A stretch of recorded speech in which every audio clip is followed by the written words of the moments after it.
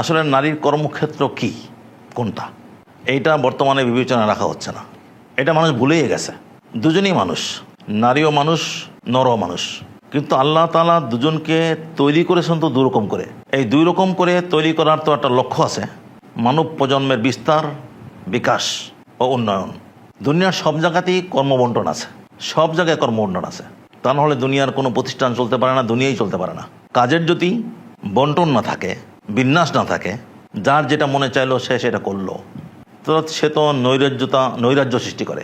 এটা মানুষের উন্নয়নের পথে বাধা। কর্মবন্টন থাকতেই হবে। তা আল্লাহ তাআলা যে এই দুজনকে দু রকমের সৃষ্টি করলেন, তো এর তো লক্ষ্য উদ্দেশ্য আছে, কথা বললাম আমি, যে মানব প্রজন্মের বিস্তার, বিকাশ ও উন্নয়ন। এটা সম্ভব তখনই যখন নরনারীর কর্মবন্টনকে আমরা স্বীকার করে নেব।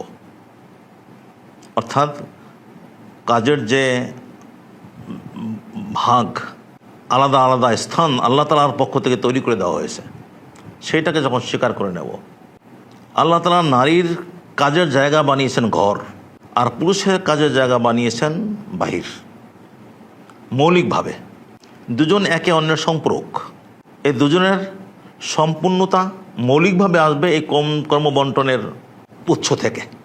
এর বাইরে তারা উভয় যাতে আপন আপন কর্মক্ষেত্রে কৃতিত্বমূলক ভূমিকা রাখতে পারে, সেজন্য একে অন্যের সহযোগী হবে। কিন্তু দুজনে কাজ করবে মূলত আপন আপন জায়গায় থেকে। নারী করবে ঘরে, এবং ঘরে তার বিশাল কাজ, এটা মৌলিক কাজ, যে সে তার স্বামীর সহযোগী হবে ঘরে। তার মানে স্বামী যখন ঘরে ফিরবে বাইরের কাজকর্ম থেকে, তখন স্বামীকে সঙ্গ দেবে, তার শারীরিক মানসিক স্বস্তি প্রশান্তি যোগাবে, তার ভিতরে কর্ম উদ্দীপনা সৃষ্টি করবে। সে উদ্দীপনাটা দুনিয়ার পথে চলারও এবং দিনের পথে চলারও। নবী করিম সাল্লাল্লাহু আলাইহি সাল্লাম একজন ভালো নারীর পরিচয় দিয়েছেন, ভালো স্ত্রীর, জাওজাতান সালিহাতান তুইনুহু আলা আমরিল আখিরাহ। আখিরাতের কাজে যে স্ত্রী সহযোগী হবে, সে হলো জাওজা সালেহা, সেই হলো ভালো স্ত্রী, সালেহ স্ত্রী। তো তার এক কাজ হলো এই, স্বামীকে স্বস্তি দান, প্রশান্তি দান এবং তাকে অনুপ্রাণিত করা, তাকে চাঙ্গা রাখা। তার আরেক কাজ হলো সন্তানের জন্মদান, তাকে তার লালন পালন, তার তরবিয়ত। এক কথায় তরবিয়তও বলা যেতে পারে। সেই তরবিয়তের সূচনা হয় গর্ভধারণ থেকে। তো সে যখন গর্ভবতী হয়, তারই অস্তিত্বের মধ্যে আর এক অস্তিত্ব বেড়ে ওঠে, বড় হতে থাকে, তখন এটা তো খুবই একটা কঠিন সময় নারীর জন্যে, খুবই কঠিন সময়।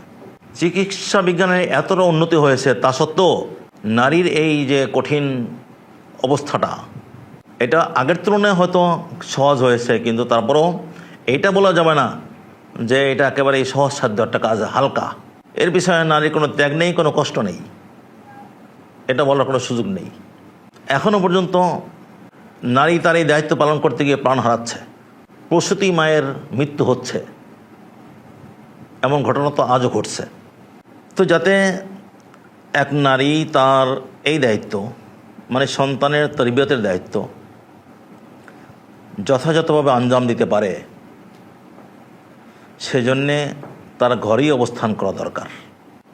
বাইরের সংগ্রাম মুখর জীবনে যদি সে চলে যায়, তাহলে পূর্ণ মনোযোগের সঙ্গে, পরিপূর্ণ প্রযত্নে সে তার সন্তানের তরবিয়ত করতে পারবে না। শরীর থাকবে ক্লান্ত এবং মন থাকবে বিষণ্ণ। ওই সংগ্রাম তাকে মানসিকভাবে, শারীরিকভাবে তাকে বিপর্যস্ত করবে, কারণ তার শরীর মন ওই জায়গার উপযুক্ত না। যে যেই জায়গার নয় সেই জায়গায় গেলে সে স্বাভাবিকভাবেই বিপর্যস্ত হবে। ওই জায়গার উপযুক্ত পুরুষ, শক্ত কঠিন তার শরীর মন, সে ওই জায়গার জন্য উপযুক্ত। ইয়ানজাসা রোয়াইদান বিল কওয়ারির, নবী করিম সাল্লাল্লাহু আলাইহি ওয়াসাল্লাম আনজাসাকে বলেছেন, আনজাসা তুমি ধীরে চালাও, তোমার উটনি ধীরে চালাও, কারণ এই উটনির পিঠে যে নারী আছে সে তো কওয়ারির, সে তো কাঁচের মতো ভঙ্গুর, মানে তার শরীর মন এত নরম যে এই দ্রুত চলার যে কষ্টক্লেশ, এটা সে সইতে পারবে না। কাজে ধীরে চালাও। তো তার প্রতি আচরণ দরকার কোমল। নারী যেমন প্লব কোমল মনের এবং দেহের, ঠিক ওইরকম তার প্রতি আচরণটাও এরকম হওয়া উচিত। কিন্তু বাইরের জীবনে সেই আচরণটা পাবে না, অত কঠোর কঠিন ময়দান, এই আচরণ সে সেখানে পাবে না। আর না পেলে যা বললাম, সে বিপর্যস্ত হবে। তো ঘরে এসে সে তার স্বামীর প্রতি, তার স্ত্রীর, তার সন্তানের প্রতি দায়িত্ব কিভাবে পালন করবে? পারছে না।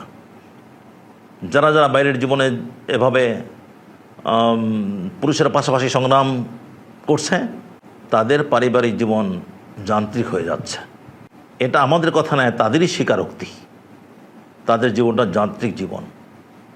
দুজনে অফিসে যায়, দুজনে অফিস থেকে ফেরে, দুজনে ক্লান্ত থাকে, বা যে যার মতো, কেউ কারো নয়। তো মূল সমস্যা তো এখানে গোড়ায়, যে উভয়ের কর্মক্ষেত্র ভিন্ন, কিন্তু নারীকে তার কর্মক্ষেত্র থেকে টেনে বাইর করা হচ্ছে। তো ওখানে গেলে যখন পুরুষের মতো একই রকম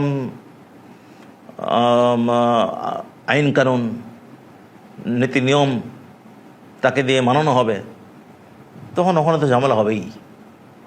তার শরীর ওই রকম বাইরের কষ্টকর কাজের উপযুক্ত নয়। এখন তাকে যদি বলা হয় পুরুষের মতো তুমি করবে, সে পারবে না, পারছে না। আর এই জন্যে তো বেতনের পার্থক্য হচ্ছে, পারিশ্রমিকের পার্থক্য হচ্ছে।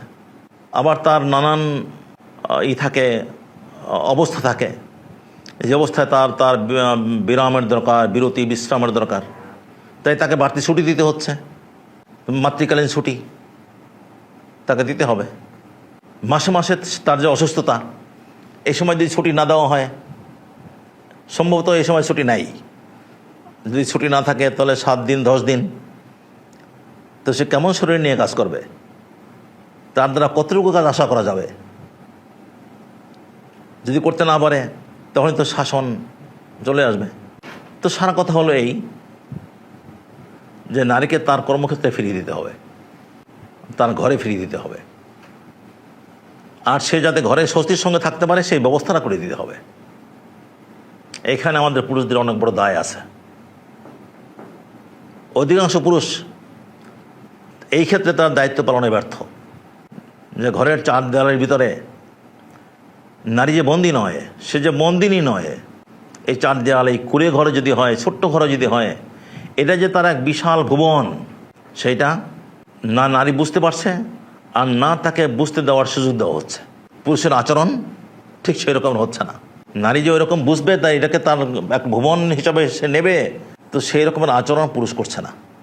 আমি তো বলি যে নারীর যা কিছু ব্যর্থতা, এটা পুরুষের ব্যর্থতার পরিণতি।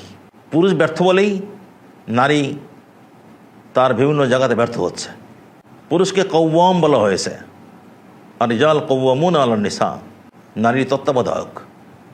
এই তত্ত্বাবধায়কের অর্থ পুরুষ বুঝতে ব্যর্থ হচ্ছে, যে এটা যেটা দায়িত্ব, এটা কর্তৃত্ব পরায়ণতা নয়, এটা আধিপত্যের বিষয় নয়, এটা দায়িত্ব পালনের বিষয়, কর্তব্য পালনের বিষয়। এটা বুঝতে ব্যর্থ হচ্ছে যে সে হবে নারীর জন্য ছাতা, সে হবে তার ছাদ। পুরুষ হবে নারীর জন্য ছাদ স্বরূপ, ছাতা স্বরূপ।